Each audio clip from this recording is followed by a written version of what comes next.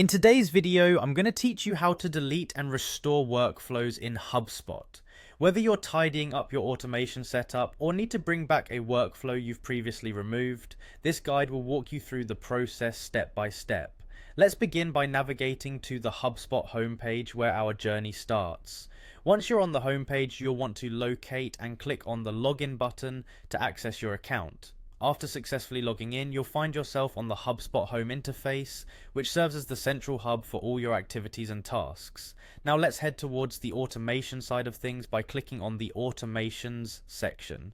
This is where HubSpot organizes all its workflow magic, allowing you to manage and streamline various business processes. After you're in the Automations area, look for the option labeled Workflows and give that a click. This takes you to a list of all existing workflows that you've set up to automate those repetitive tasks. Once you've identified the workflow you wish to delete, the next step is straightforward. Click on More. It should be near the workflow in question, opening up a drop-down menu that includes our desired action. From the drop-down menu, select Delete. Be sure about this action as you're about to remove this workflow from your list. If you're certain, proceed by confirming your choice with a Delete Workflow click. Now suppose at some point you change your mind or accidentally deleted the wrong workflow. No worries, HubSpot makes it easy to bring back deleted workflows. In the same workflows section, simply click on the Deleted tab. This small but crucial section keeps a record of workflows you've previously deleted. Once inside, if the workflow you want to restore is present, you can easily bring it back by selecting it and clicking on Clone.